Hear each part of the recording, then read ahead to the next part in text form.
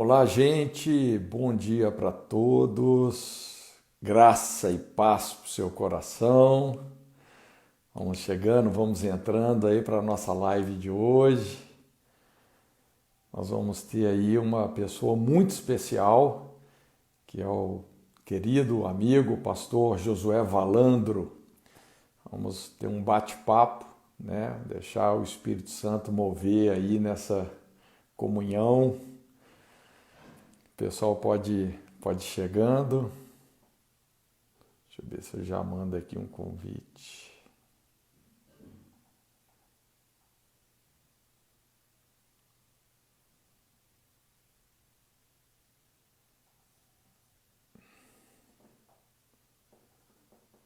Deixa eu ver se ele já está por aqui. Já.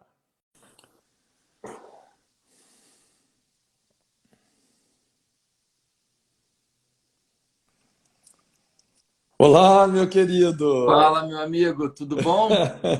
Graças a Deus, rapaz. Melhor Que agora, né? honra, que honra falar contigo, rapaz. Admiro tanto o que Deus tem feito através da tua vida. E você já está com a gente agora na nossa conferência Atitude Brasil. É verdade, rapaz. É Essa verdade, não? quarentena nos atrapalhou, mas vamos fazer a Atitude Brasil online. E um dos preletores, sem sombra de dúvida, é o Pastor Cote. E eu Não, estou muito estamos grato a juntos. Aí Deus. na online aí, já estou pensando aqui no materialzinho para a gente gravar e mandar lá para vocês. Vai ser uma honra, tá, Cote? Muito, muito obrigado mesmo. E essa admiração que eu tenho é porque pessoas inteligentes, elas focam, né, em algumas áreas e elas se destacam naquilo. Ninguém é bom em tudo o tempo inteiro, né? É verdade. E, e uma das áreas que você tem se destacado muito é na área do aconselhamento, e pessoas do Brasil inteiro fazem os cursos que vocês propõem e tudo. Me fala um pouco, o que é o aconselhamento? É eu falar de psicologia, é eu falar do meu achismo, é eu falar. O que eu. Porque quando fala de aconselhamento, muita gente pensa assim: ah, na minha igreja tem psicólogo que atende. O Sim. que é o aconselhamento que faz a diferença na sua visão? Então, olha só, o aconselhamento bíblico, na verdade, ele acaba fazendo uma integração, né, daqueles princípios que funcionam. Eles funcionam na psicologia, eles vão funcionar na psiquiatria, eles vão funcionar na nutrição. Eu sempre digo, não é assim a ciência que afirma a Bíblia é que afirma a ciência, né? E então a Bíblia, ela nos fornece um compêndio de valores, de verdades, de princípios que já vêm sendo ao longo da história humana testados e comprovados. Esse negócio Perfeito. funciona, não é? E você pode ter certeza que qualquer prática religiosa que não funcione, né? Como também qualquer ciência que não venha convergir com a revelação bíblica, você pode refutar. Né? A Perfeito. verdade é única e ela pode ser conhecida, ela pode ser discernida. Né? Veja bem, o princípio do aconselhamento, assim, quando eu tive um despertar de Deus para entrar nessa área aí, que eu comecei a trabalhar mais pontualmente, talvez de uns 20 anos para cá, né, devido exatamente a essa a grande demanda, né, sobre resolver os conflitos humanos. Eu me lembro, foi mais ou menos nessa época, né, eu estava ouvindo um grande consultor dizendo, e ele estava explicando o seguinte, eu não me lembro o nome dele, mas ele falou, olha, na década de 80, quem tinha a hegemonia do petróleo, né, as reservas de petróleo, dominava o mundo. Depois, quem tinha a hegemonia da informática, depois um pouco mais da cibernética, dominava o mundo. Né? Mas esse cara falou, olha, está chegando o momento que quem tiver as respostas para os conflitos humanos, Meu Deus. essas são as pessoas que, na verdade, vão ter a principal voz na sociedade. Porque o Caramba, que, hein? que adianta? O que adianta você ter ter toda a tecnologia, recurso, dinheiro, né? Você está todo aparelhado de tudo, mas de repente você está pensando em suicídio. Né? Você está com a sua vida moral, espiritual implodida, sem esperança, Verdade. né? Você perdeu o sabor pela existência. Não é? E, na verdade, assim, eu trabalhei muito tempo com evangelismo, mas, e também missões, a gente mobilizava muitas equipes missionárias, mas eu comecei a observar que muito desse pessoal que a gente estava mobilizando como ponta de lança para missões, Sim. rapaz, essas pessoas estavam com a vida delas internamente implodidas. Meu Deus. Então eram aquelas bombas relógios. O cara ia para o campo missionário, uma bomba relógio. Daqui a pouco era um escândalo, era um problema, o casamento desintegrava, o ministério desintegrava. Que Então isso? eu comecei a observar, puxa vida, nós precisamos de fazer essa guerra com inteligência. Não é? Nós precisamos realmente assim de sarar as pessoas, resolver as pessoas, levar elas realmente a uma legítima maturidade, né? Porque a pessoa, quando ela não é resolvida, ela fica ancorada em muitas infantilidades. Não é? A Verdade. pessoa não cresceu, é o que a gente fala, a síndrome dos bebês emocionais de 90 quilos, os crescidos que não cresceram. Não é? Então, às vezes, por causa de uma picuinha ali, o cara dá um chilique, sai da igreja, vai embora, larga o ministério, às vezes por questões que poderiam ser facilmente resolvidas, né? Resolvidas no contexto do casamento, da família, do ministério, não é? Mas porque essas coisas não são resolvidas, então, lógico que isso, num momento mais difícil da pessoa, pode ser um gatilho, não é, Meu que Deus. vai produzir uma tragédia, né? Eu Então, eu sim, tô te ouvindo e tô pensando aqui, né? Eu fiz um mestrado em missiologia. E aí eu tô lembrando aqui das estatísticas grandiosas de pessoas que precocemente voltam do campo missionário. E não são pessoas que foram para lá mal intencionadas, não são pessoas que sim, foram para lá sem um coração em Deus, não são pessoas que foram para lá só para fugir de casa, não. Pessoas bem intencionadas, mas que tinham áreas mal resolvidas, maltratadas dentro de si, que aí é o que você falou. Na hora das pressões do campo missionário, aquela coisa começava a aquecer e explodia. E você aí o casamento sabe, acabava, a alegria acabava, a sim, depressão vinha. E eu fico pensando, Cote, quantos pastores, líderes de ministério de família, quantas pessoas das igrejas que estão dando o seu melhor para os outros, mas dentro de si eles estão em frangalhos e não querem admitir ou talvez nem percebam o tamanho desse buraco, né? exatamente, porque às vezes assim existe uma cobrança, né? Essa cobrança existe na sociedade, né? Uma cultura de você sempre viver de um estereótipo, não é? Assim, uma relutância, uma dificuldade de sermos transparentes, não é? De reconhecermos nossas fragilidades, nossas fraquezas e tal, né? Muitas vezes, principalmente na igreja, não existe muito essa atmosfera, porque se a pessoa ela começar, como Tiago 5,16 fala, confessar, né? Aham. Lógico, para as pessoas certas, as suas culpas, vergonhas, debilidades, ela pode ser, vamos dizer assim, fritada no ministério, desacreditada. Ou, na verdade, Verdade. esse é o sofisma que está na cabeça da pessoa. Eu, por exemplo, quando uma pessoa me procura para abrir o coração, né, para ser honesta, verdadeira, por mais que ela está me confessando uma coisa muito séria, honestamente, essa pessoa só cresce no meu conceito. Rapaz, essa é a pessoa que cresceu no meu conceito. Transparência, né? Porque, O homem de honestamente, eu vidro. não me, eu não me impressiono muito com uma pessoa que chega, que prega bem, que tem dons, que não sei o quê. Rapaz, não me impressiono com isso, não. Agora, quando uma pessoa tem a humildade de reconhecer os seus erros, de falar das suas tragédias, Meu Deus. cara, isso me impressiona. É Isso é verdade. avanço espiritual. É interessante que em missões, você sabe o que mais tira pessoas de missões, a minha vida inteira é uma vida missionária, né? Tem Sim. 34 anos que eu estou no campo missionário. O que mais tira pessoas de missões não é dinheiro, não é falta de sustento, não é que muitas vezes a gente pensa que esse é o ponto que pega para o missionário. Ah, o missionário, coitado, perdeu o sustento e tal.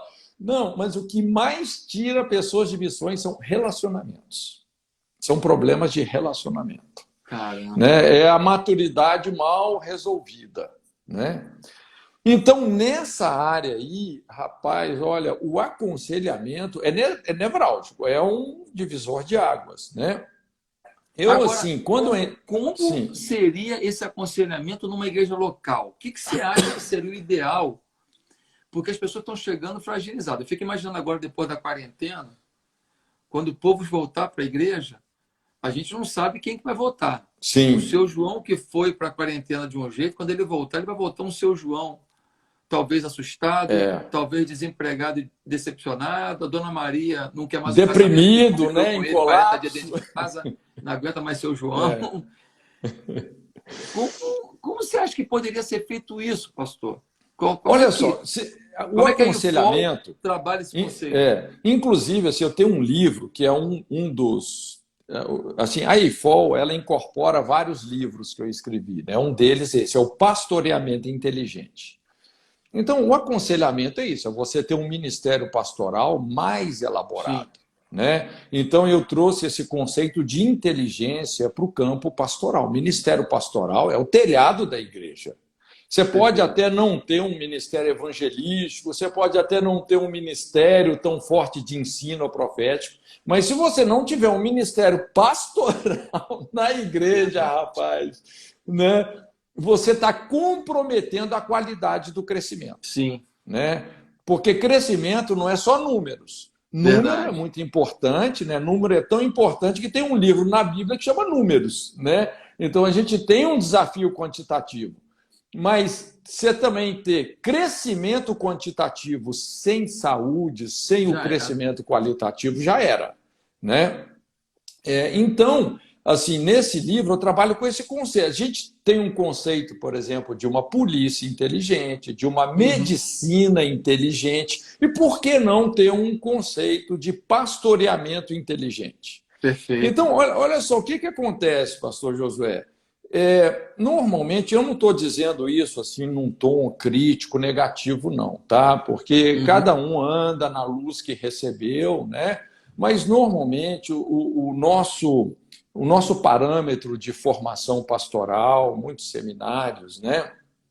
Às vezes a pessoa ela não aprende profundamente princípios nessa área do sacerdócio, não é, como desenvolver uma cultura inteligente de cuidado de pessoas, às vezes não aprende muito isso especificamente. Qual que é o modelo mais praticado? Vamos dizer, né, seu membro lá, você ficou sabendo que ele está com um problema, tem 3 domingos que ele não vem na igreja. Você vai lá, você faz uma visita, então com isso a pessoa se sente animada, no final da visita você faz uma oração e tal. Então, o cara, no outro domingo, ele volta, ele vem na igreja. Aí você sabe que um outro está com problema, você faz a mesma coisa, o outro também.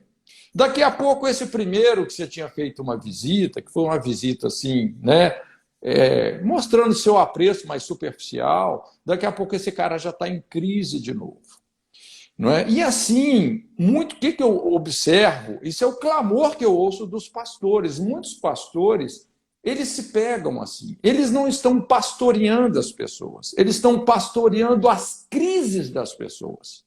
Eu não sei se você entende a diferença entre você pastorear uma pessoa e você pastorear as crises. Perfeito. Você fica só administrando a crise, apagando incêndio, o que a gente chama de pastor bombeiro, né? Um apagador de incêndio. Vamos lá, apaga o incêndio. Mas daqui a pouco o incêndio não foi bem apagado, o incêndio volta. Você entendeu? E o pastor se vê numa rotina desgastante de ficar apagando incêndio. Então, eu falei, não, nós temos que mudar esse paradigma. Nós temos que mudar esse paradigma. E quando a gente muda esse paradigma, então, por exemplo, primeira coisa, é muito importante a gente entender quais são as verdadeiras causas, as verdadeiras desordens em torno das quais essas crises aí estão orbitando, né? Uma coisa que me ajudou muito no Ministério do Aconselhamento, assim, eu gosto muito de sociologia. Mas eu sempre estudei isso, nunca estudei sociologia assim academicamente, tá? Sim. Mas sempre numa perspectiva bíblica. E estudando episódios, histórias de famílias e muitos episódios bíblicos. A Bíblia é um manual É um manual. fabuloso de sociologia. Você quer entender a humanidade, né, numa perspectiva correta, é você estudar a Bíblia. Mesmo porque a Bíblia ela não esconde os erros. Por exemplo, você vai estudar o sistema familiar de Abraão, ali do patriarcado, né?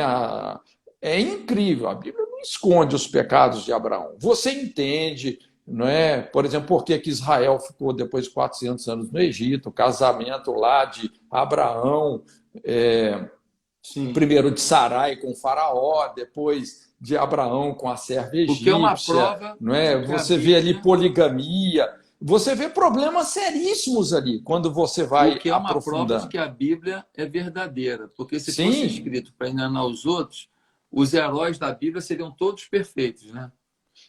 Não tem isso. A Bíblia realmente ela mostra os erros, não é? E mostra as consequências desses erros. Sim. Então, quando você estuda isso, rapaz, você começa a ter um diagnóstico de como essa ordem estabelecida por Deus funciona e como ela deve funcionar e o que vai acontecer se ela for quebrada, né? Verdade. Então, isso Verdade. vai te dando inteligência. Mas eu comecei assim intencionalmente a convergir sociologia e espiritualidade. Como dar respostas espirituais, moralmente corretas, para os maiores dilemas sociológicos. Não é? Então, porque assim, uma chave muito grande é a gente ser intencional no sentido de discernir quais são as principais brechas da nossa geração, as feridas da nossa nação. Sim. Porque esse é o lugar que Deus quer nos achar. Se eu e você queremos ser relevantes, onde é que Deus quer nos achar? Procurei alguém que estivesse na brecha. O que é a brecha? É essa deficiência que está causando destruição.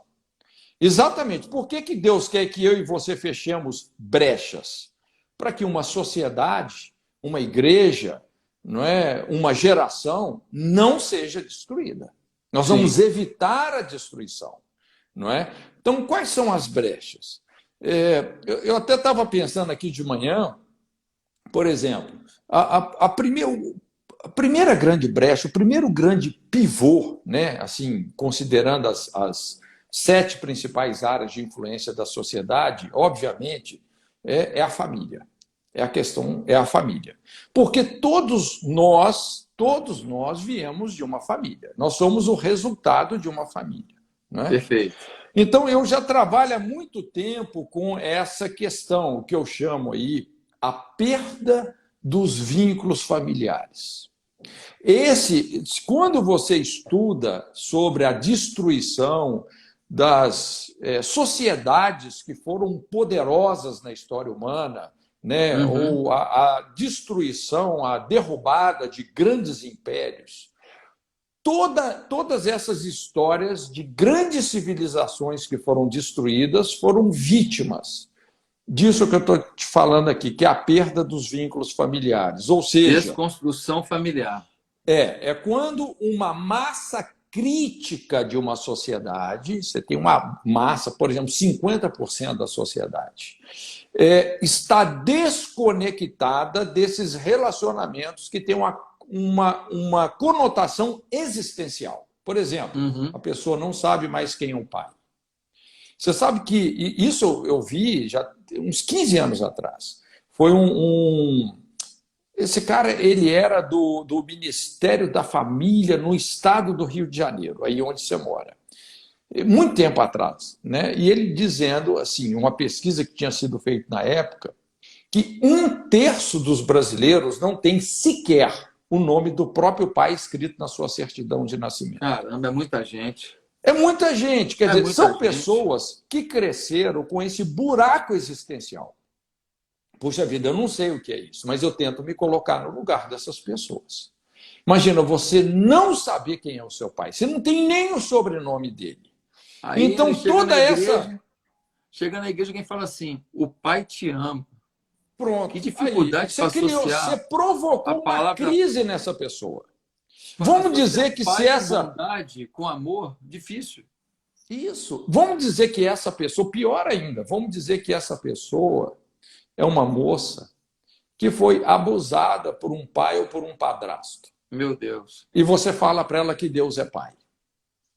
Rapaz, Deus olha a crise que você está provocando.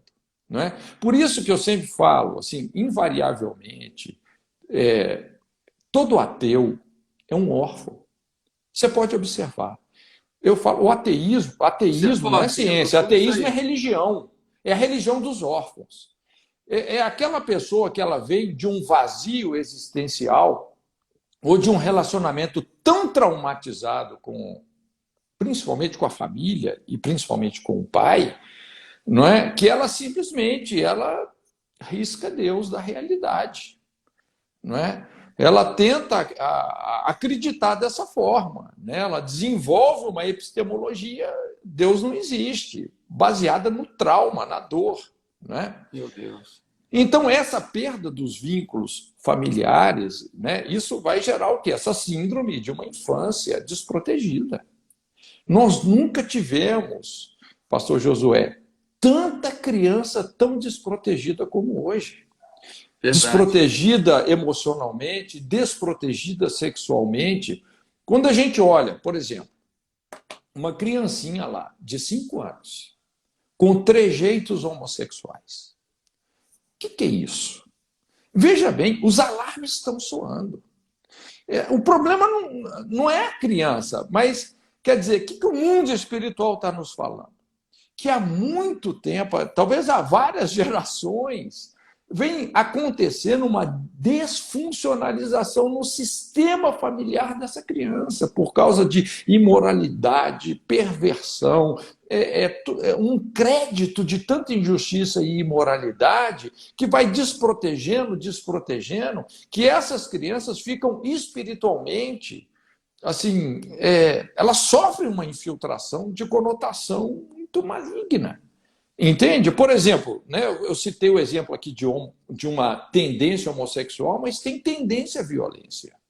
Por exemplo, a gente acompanha casos de crianças com 6, 7 anos de idade que já têm uma propensão para a violência, inclusive caracterizado assim por a violência sórdida mesmo. Você percebe que isso não é da natureza da criança, mas vem de uma desproteção do sistema familiar. Tem a ver com o sistema familiar e as heranças espirituais, morais que estão sobre essa criança. Agora, você acha que isso está no campo da família? Ou essa criança está recebendo muita influência já de um mundo globalizado, de internet, de rede social, de professores marxistas já na infância?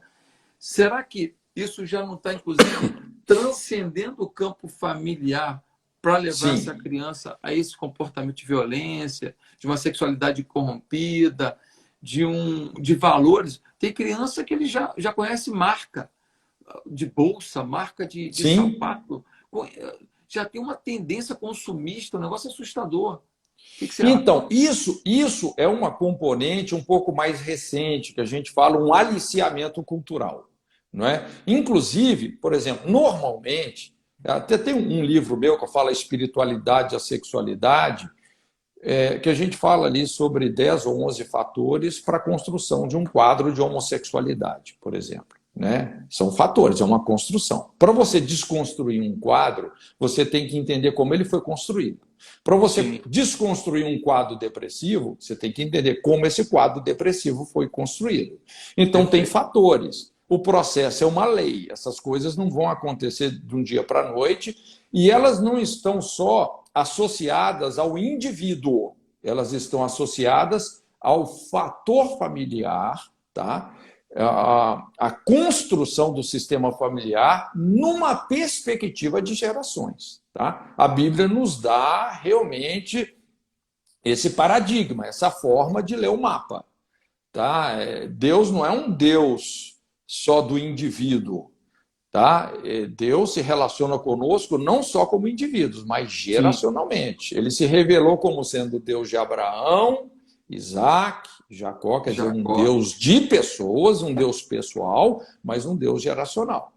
Então, tem certas desordens que elas vão se propagar ao longo das gerações. É muito importante ter isso. Agora, esse fator também, o fator social, ambiental, cultural, né? Tanto é que, como eu estava falando, nessa questão da homossexualidade, a gente tem acompanhado vários casos, vamos dizer, de indivíduos, né? Que a pessoa familiarmente, tudo certinho, protegido, nenhum problema, nada que você percebe ali que fala, não, isso aqui tem uma desordem aqui familiar. Não. Sim. Mas simplesmente por mero aliciamento cultural. Porque, veja bem, quando um amiguinho, ou um professor, ou uma mídia fala, não, você pode escolher o sexo que você quiser. Né? Você pode ser homem, você pode ser mulher. Por que você não experimenta?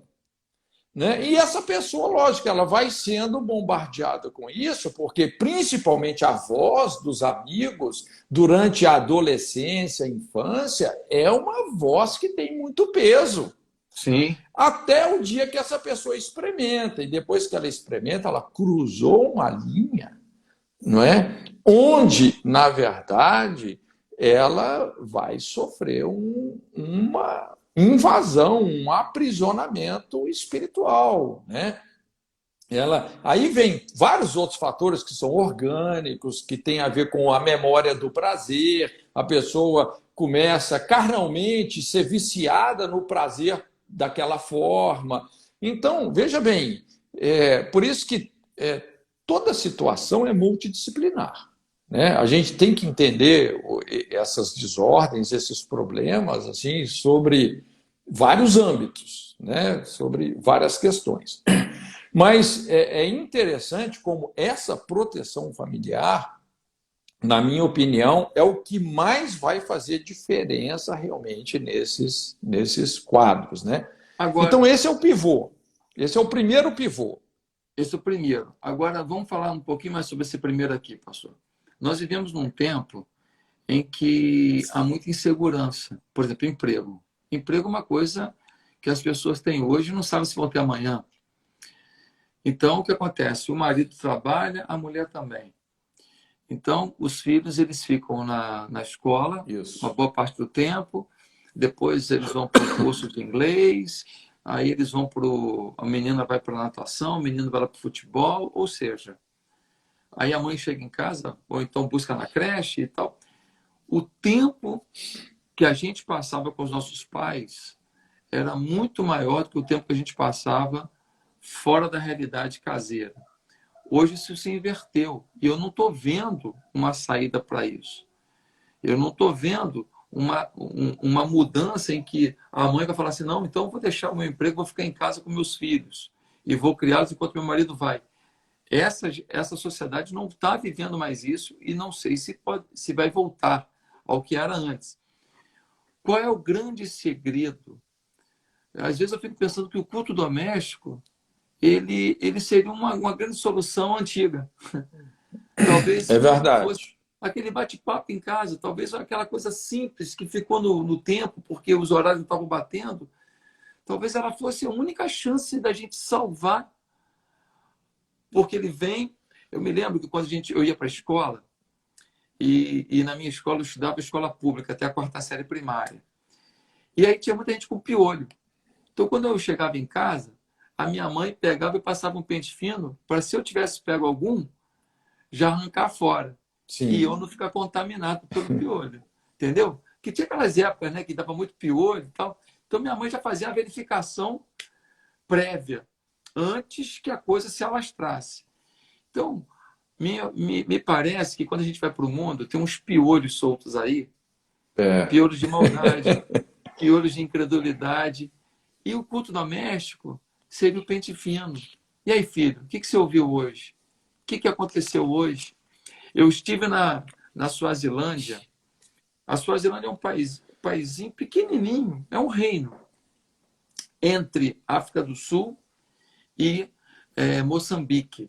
É bem Sim. pequenininho. Aquele rei é moda antiga, manda em todo mundo. Todo ano as menininhas de 17 anos dançam para ele escolhe uma esposa nova. Uma loucura. Todo mundo cria porco, ele compra de todo mundo, ele vende para a Europa e ganha dinheiro em cima de todo mundo. Ainda existe isso, século XXI. Loucura. E eu cheguei na Suazilândia e eu fui numa área de uma tribo não, numa área de preservação dos princípios tribais. Ou seja, melhorou a coisa, tem carro, tem tudo na sociedade da Suazilândia, mas aquele cantinho, eles vivem dentro dos princípios dos seus antepassados.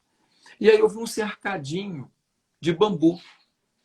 E aí eu falei, o que é aquilo ali? E o camarada, o guia, nos explicou. Ali, todos os dias, o pai, quando volta das tarefas de trabalho, ele tem que parar ali com o filho para poder perguntar o que ele aprendeu no dia. Eu fiquei olhando para aquilo, falei, caramba, os caras numa sociedade tribal não têm o menor temor de Deus.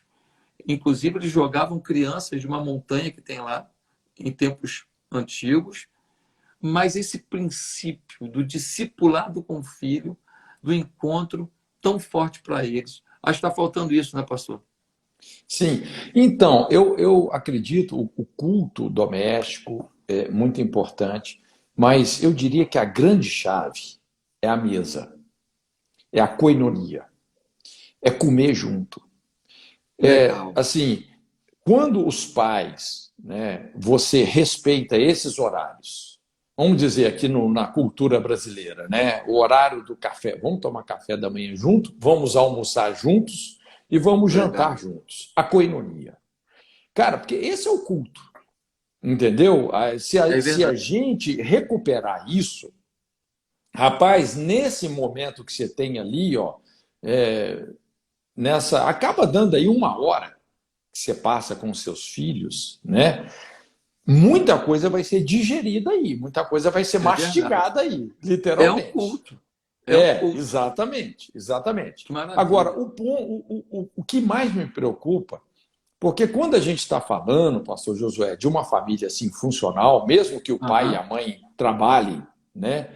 E aí, assim, isso vai ter as vantagens e as desvantagens. No final, principalmente quando a mulher trabalha fora, né? Normalmente, no final, porque normalmente o pretexto é esse, não, vamos assim engrossar um pouco mais o nosso orçamento, né? Mas no final, você vai ter mais prejuízo do que realmente lucro. É Verdade. interessante. E às Concordo vezes isso plenamente. também, quando a gente estuda essa história ali da Revolução Feminista, né, lá nos Estados Unidos, os homens foram para a guerra, 50 milhões de americanos foram para a guerra, deixaram todo o espaço na sociedade em aberto, que as mulheres ocuparam, né, nas fábricas, elas entraram para o mercado de trabalho, com isso alcançaram a independência financeira, mas qual que foi o grande perigo da independência financeira da mulher? A independência sexual. A independência financeira levou a uma independência sexual. Inclusive veio o boom dos eletrodomésticos, né? Foi aí que começou porque a mulher já não estava mais em casa. Então nós temos que criar as máquinas que faziam aquilo que as mulheres antes faziam. Lógico, a independência financeira da mulher é bênção, nada contra isso, né? Mas a independência, isso pode alavancar e acaba alavancando muitas para uma independência sexual, uma vida errada, de sair de casa, de abandonar a família. É a partir daí que veio a cultura do divórcio no fault, né? Que é o divórcio sem culpa, não é? Então veio assim toda uma problemática. Mas o mais importante aí são as famílias, por exemplo, que a gente estava falando, que já vem da perda dos vínculos familiares. Qual que é o grande problema? Por exemplo, um marido que saiu de casa, né? E agora essa mãe sozinha, com esse ou esses filhos. Ela, coitada, ela é praticamente obrigada a trabalhar, ela é obrigada, ela tem que sustentar a sua família heroicamente, É então ela verdade. tenta conciliar o lar com o sustento da casa.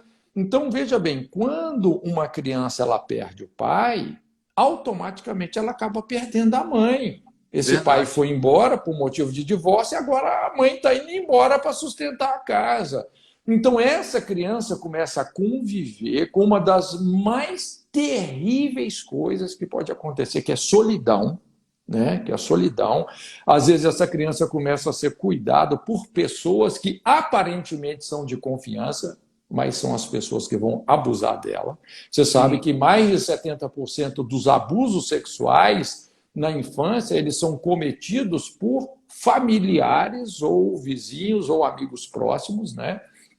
Mas principalmente por familiares, não é? E a partir daí é que começa assim uma tragédia, um processo destrutivo que, vamos dizer assim, isso vai desenvolver uma série de outras coisas, né? Que é o que chega para a gente nas salas de aconselhamento.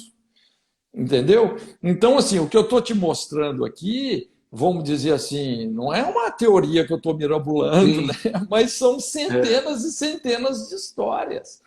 Por isso que eu sempre digo, Como que a olha, a IFOL cura para a se pro... sociedade é o casamento. Sim, pode Como que a falar. IFOL ela capacita os pastores e os líderes de igreja para minimizar essa problemática nas igrejas? Então, exatamente. A EFOL, assim, à medida que nós fomos construindo e lapidando esse curso, né, eu sempre Para digo quem não que sabe o que é IFOL, é uma para quem não sabe o escola, que é é IFOL, um curso para é uma escola pastores. que o pastor Pote É, dirige de influência internacional, tem abençoado ministérios por todo o mundo. são dois módulos hoje. Um módulo são 12 dias e o outro módulo são 7 dias. No primeiro módulo, a gente trabalha aí sobre o padrão de aconselhamento na libertação, com uma série de aulas também sobre orfandade. No módulo 2 a gente se concentra mais na questão depressiva, né? Como você desconstruir um quadro depressivo, dinâmica da personalidade, tem muitos assuntos aí dentro. Mas, E são 12 resumindo, dias direto aí, né, pastor? ela é full time, né? É manhã, tarde e noite, é bem intenso mesmo. Mas o que a gente faz, como eu estava dizendo, é entrar nas principais brechas da nossa geração. Quais são as principais feridas da nossa sociedade? E a gente poder assim lidar com isso de uma maneira bíblica e profunda. São Sim, assuntos delicados, né? Por exemplo, como é que você resolve um conflito de adultério? Como é que você aconselha um caso de divórcio? Como é que você ministra uma mulher que passou pela terrível experiência de abortar uma criança? Né? São, por exemplo, alguns assuntos que às vezes assim a gente superficializa, mas a hora que você vai ver, isso está lá na base de muitos tormentos e muitas situações que estão ancorando o crescimento da pessoa. Né? perfeito. Então a gente entra em temas assim que são bem nevrálgicos. É difícil, a IFOL assim, uma escola muito difícil da gente resumir, porque esses assuntos eles estão todos interligados.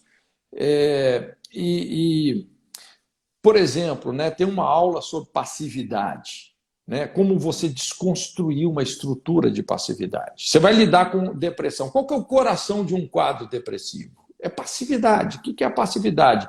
É a tolerância a uma situação absurda.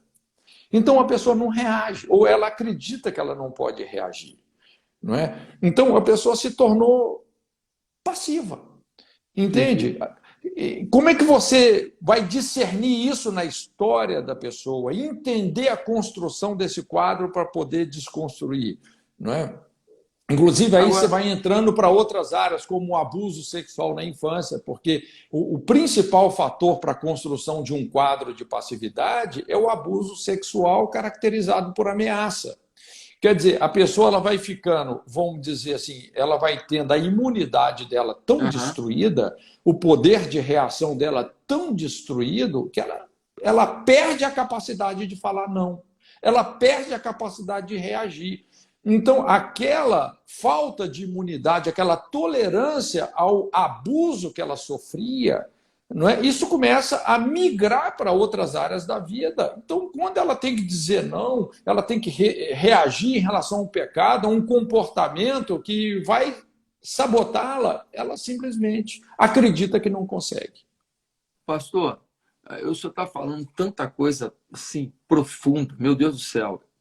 E aí eu fico pensando um pouco na dinâmica do que muitas igrejas, não estou julgando nenhuma igreja aqui, mas muitas igrejas Sim, acabam copiando modelos umas das outras. Pô, legal ali, funcionou, ficou bacana. E aí eu começo a pensar nos cultos das bênçãos, nos cultos das vitórias, nos cultos das sim. conquistas, nos cultos das causas impossíveis, nos cultos das campanhas. E é uma coisa muito necessária, as pessoas precisam de oração, precisam de força, de fé, de que vão conquistar. Mas aí eu fico pensando, diante desse quadro calamitoso que a gente está tratando aqui, de problemas da infância, de abusos da infância, de disfunções do caráter, de personalidades distorcidas. Eu vou para um lugar onde se fala o tempo inteiro, olha, você vai comprar a casa do seu sonho, você vai avançar na sua empresa, você vai passar no concurso que você quer. Então, eu começo a trabalhar na esfera das conquistas materiais como sendo um alvo de vida.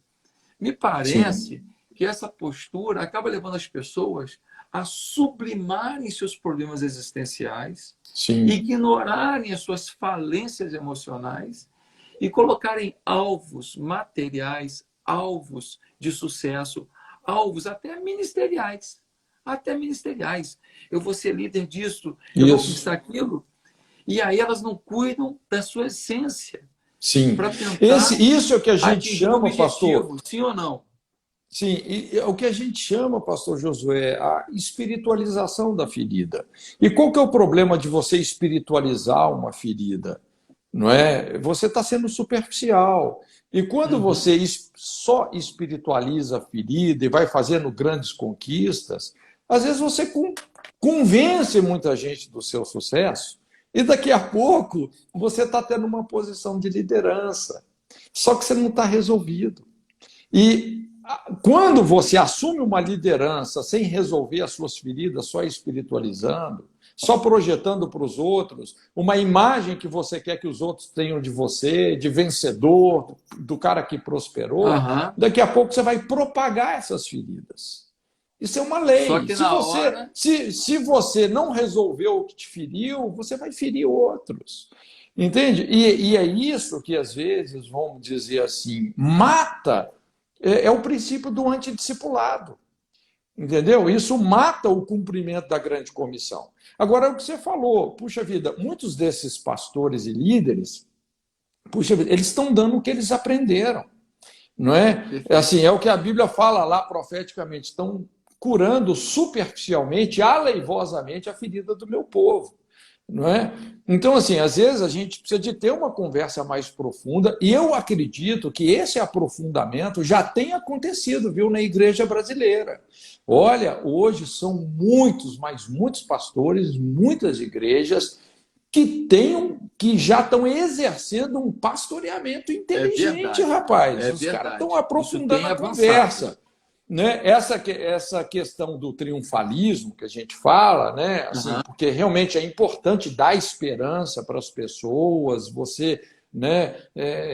A esperança malograda adoece a alma. As pessoas precisam de esperança, né? Mas o problema é esse, é quando você começa a cruzar a linha da superficialidade. E você começa a prometer mundos e fundos que Deus vai Aham. fazer, que Deus vai acontecer, sem dar os subsídios para isso. Entende? Sem levar a pessoa realmente a uma restauração que ela precisa. E pode até ser que o sucesso dela vai conspirar contra ela. É interessante, normalmente, quando Deus nos dá uma promessa, o ponto não é a promessa. Deus está te encorajando a passar por um processo que você não passaria, não estaria disposto a passar, se não fosse por causa daquele prêmio. Mesma coisa, vamos dizer que seu filho está com dificuldade em matemática, né? Ele tem 14 anos. Você fala, meu filho, vamos fazer um negócio? Cara, você precisa de estudar matemática. E eu quero te ajudar a estudar matemática. Se no final do ano você passar de ano, eu vou te dar um iPhone 11. Você fez uma promessa. Mas toda promessa tem uma condição. O amor de Deus é incondicional, mas as promessas são condicionais. Não é? Se você começar a incondicionalizar as promessas, rapaz, é o paternalismo. Não é? Você sai do caminho da disciplina da alma e da superação. Né? Então, quando Deus dá uma promessa, Ele está nos encorajando a passar por um processo, por uma disciplina, por uma autossuperação que nós não estaríamos dispostos a passar se não fosse por aquela promessa. Vamos dizer que chega no final do ano, passou em matemática. Você dá o iPhone para ele. Cara, que vale um iPhone perto da superação a conquista que ele fez o ano inteiro? Entende? O iPhone é nada. A questão não é a promessa. Então, muita gente assim, esse é um foco assim perigoso. Tudo bem, Deus tem promessas para a gente, mas o ponto não está na promessa, o ponto está em nós, é o que Deus está fazendo em nós. Nós somos a obra de Deus. O que Deus está fazendo em nós é eterno.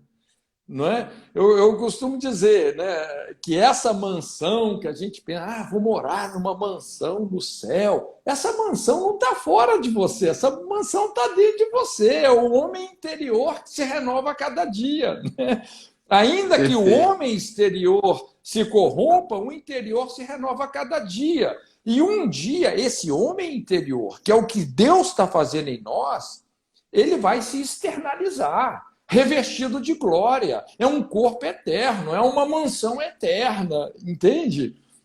Perfeito. Então, é a gente ter essa perspectiva de que o reino de Deus está dentro de nós. Agora, olha só. Esse camarada que começou a ter alvos e ele foi crescendo na vida e foi crescendo ministerialmente, ele foi avançando, ele começa a ter o quê? Respeitabilidade. As pessoas começam a olhar para ele como alguém vencedor, alguém conquistador, alguém que realiza, alguém que entrega resultados. Ele não abriu o coração para um aconselhamento na primeira fase da vida, quando ele era um Zé Ninguém. Ele virou um Zé Alguém e ele não abriu o coração. Agora ele é o Zé Top. Cada dia está ficando mais difícil para ele dizer, Pastor Cote, Pastor Josué, eu tenho um problema aqui na minha área moral, eu tenho um problema aqui de ódio, eu tenho um problema aqui de um perdão que eu não dou, eu tenho um problema aqui de uma angústia maltratada, eu tenho um problema aqui de inveja, fica mais difícil, porque ele foi passando por etapas, se alimentando do sucesso de cada etapa e esquecendo dele. E como que eu abro o coração? Como que agora um cara que está no topo da carreira ministerial, da carreira secular, seja o que for, ele se humilha para dizer, me ajuda. Então, acho que muita gente está ouvindo a gente agora aqui, nós temos quase 500 pessoas conosco nesse momento. Eu acho que talvez muitos estejam ouvindo essa palavra tão preciosa que o pastor Costa está falando e pensando, como é que eu faço agora? Então, olha só, você tem que confessar, você tem que procurar ajuda, porque vai explodir lá em cima, o balão está enchendo, está enchendo, está enchendo. Uma hora explode. Ou você Todos nós precisamos de amigos espirituais. E eu diria, assim, quando a gente fala amigo mesmo, aquele que você pode reclinar sua cabeça e ouvir as batidas do coração, você não consegue, dificilmente você vai conseguir ter mais que 3 amigos. Dificilmente. Mas você precisa de ter essas pessoas. O problema é quando essas pessoas, às vezes elas estão numa cultura religiosa Uhum. adoecedora, sabe, pastor Josué? Porque, infelizmente, às vezes tem culturas religiosas que asfixia isso. O espírito de Perfeito. transparência, de quebrantamento, de humildade, adoece, é uma atmosfera adoecedora. E o que acontece normalmente? Isso acaba explodindo num escândalo. Entende? Às vezes, uma hora, desaba tudo. Né? Até você fala, não, mas como que aquele líder, aquele pastor, como que isso foi acontecer com ele? Não é? É exatamente isso. Não é? Perfeito. Porque aquelas coisas lá dentro não resolvidas, não é? Essa espiritualização da ferida, toda essa maquiagem que a pessoa vai colocando, muitas vezes vivendo uma vida até mesmo dupla, não é? Verdade. E uma Verdade. hora não tem jeito. Assim, essa é uma lei que não será quebrada. O que foi feito às escondidas vai ser apregoado dos telhados. E que às vezes a gente recebe um grande contingente assim na IFOL, sabia? É o pessoal que chega ali, rapaz, pós-escândalo. Entende? Assim, o pessoal chega assim, aquele quebra-cabeça de 1.500 peças desmontadas. Meu Deus. Mas, às vezes, por um lado, foi a melhor coisa que aconteceu com a pessoa. E Para voltar muitos, para é a realidade, interessante né? como eles são restaurados, como eles se reinventam, mas da maneira correta. Né? Inclusive, assim, até tem um livro meu que eu falo Cura e Edificação do Líder, ele é um livro um pouco traumático, porque a ideia desse livro é desconstruir todo um modelo não bíblico, não cristão de liderança. Não é? A essência desse livro é um diagnóstico da nossa personalidade através da maneira como nós nos relacionamos com o conceito de lei, com o conceito de autoridade, a maneira como a gente usa ou abusa de uma posição, de um título. Isso revela muita coisa sobre a nossa infraestrutura moral e emocional, não é? Então, às vezes, tem pessoas que elas vão crescendo dentro de um modelo de liderança que é controlador, egocêntrico, não é? Assim, tem muitos vícios de liderança. Às vezes, um estilo de liderança que conspira contra tudo que Jesus ensinou, porque o nível mais elevado de liderança é a amizade. Jesus falou: já Uhum. não vos chamarei servos. Jesus não se Mais amigos. relacionava com os discípulos como se fossem servos, mas como amigos. Então, é confiança. Não é uma coisa que você impõe. Eu não posso impor sobre você submissão. Olha, se você não se submeter, você é um rebelde. Não é assim. Eu não posso impor. Submissão você não impõe, você conquista. Sim. Há uma grande diferença entre liderar e chefiar. Né? Tudo bem, às vezes você tem que chefiar. Chefiar, você está buscando resultados. O cara não deu resultado, você despede ele da sua empresa. Agora, em igreja, a gente trabalha mais com liderança. Não é? As pessoas são livres para te seguir ou não. Não é? Inclusive, lá o 666 da Bíblia, né, que é o João 6,66, quando alguns discípulos quiseram ir embora, Jesus falou: vocês não querem ir também, não? Vocês são livres para ir, como vocês são livres para ficar. Não é? Mas havia confiança. Pedro disse: não, Senhor, só tu tens as palavras de vida eterna. Não é? Então, a pessoa, para ela exercer uma liderança que inspira confiança, que inspira credibilidade, que as pessoas te seguem voluntariamente, não por constrangimento, isso demanda a pessoa ser livre, a pessoa ser resolvida, ser madura. Não é? Eu acho E é que, isso que a gente tenta produzir nas pessoas. eu acho que a gente está tocando num assunto que talvez seja já uma preocupação de muitas igrejas e realmente a gente está vendo um avanço nisso. Acho que até a IFOL realmente foi um despertador nisso para o Brasil. Agora, realmente, ou a gente vai fazer essa leitura de qual é a nossa realidade, de que patamar a gente está, o que realmente nós estamos precisando tratar em nós para a gente avançar na vida e na carreira ministerial, ou acho que a gente vai se comparar a um modelo muito simples. É o menino pobre da favela que passava muita dificuldade e ele é visto por um olheiro, ele vai jogar num time de futebol e aí ele, de repente, aos 18 anos, ele vira jogador de um grande clube de futebol. E aí aquele menino que na comunidade era chamado de feinho, era chamado de Zé Ninguém, É e o tudo, sucesso ele tem imediato. um monte de moça linda em volta dele, dando condição para ele. Ele tem um monte de gente dizendo, olha, cara, se tu precisar disso, conta comigo. Ele tem todo mundo que ajudar ele agora. E então ele se perde no caminho, ele ganha dinheiro, ele ganha popularidade, ele ganha fama, mas ele se desconstrói completamente. Não estava preparado para aquele patamar. Sim. Acho que isso é um paralelo muito grande para a vida da gente, Sim. principalmente Você no vê campo ministerial, né? inclusive, isso foi uma das investidas de Satanás contra Jesus. Satanás tirou Jesus do deserto que o Espírito Santo tinha levado e transportou ele para um alto monte, mostrou às nações os reinos, disse: tudo isso te darei imediatamente se prostrado me adorares. Esse caminho do sucesso imediato, que dá uma volta, né, que atalha em relação à cruz, rapaz, isso é uma proposta altamente satânica, altamente destrutiva. Eu acho que o Moisés lembra bem isso, né? Aos 40 anos, um príncipe do Egito, a nação mais poderosa da terra, o cara é príncipe do Egito, mas por dentro, um homem sem controle de si mesmo. Sim. Um homem que, diante de uma provocação, tira a vida de um egípcio. Aí é que tá. Mas olha só, pastor Josué, a história que estava por aí. Imagina você ser príncipe de um povo que escraviza o seu povo. Imagina você conviver com esses abusos, vendo o seu povo debaixo do chicote dos exatores egípcios. Terrível. Rapaz, quer dizer, uma rebelião, um cara que foi tirado do lar, né? Veja bem, toda essa orfandade. Rapaz, isso foi se transformando numa rebelião, e essa rebelião, uma hora o quê? Explodiu. Veio numa fúria homicida.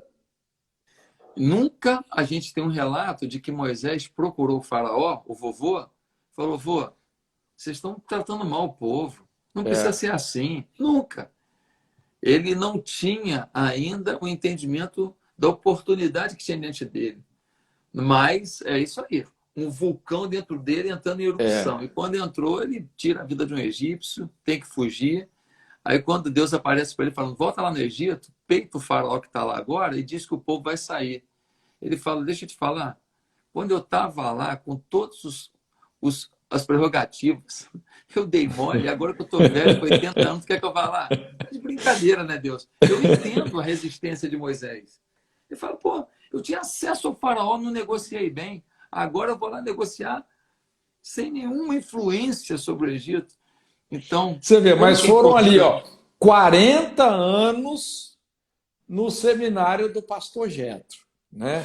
Para Deus curar essa ferida de 40 anos, rapaz, ali no deserto, desaprendendo, né, toda essa ferida que ele desenvolveu ali, e é impressionante como ele se tornou o homem mais manso da face da terra, né? Pastor Josué, olha só, eu estou vendo aqui na live, está faltando perto de 1 minuto para a live cair, né? Faz uma consideração final aí, faz uma oração pelo pessoal que está nos ouvindo.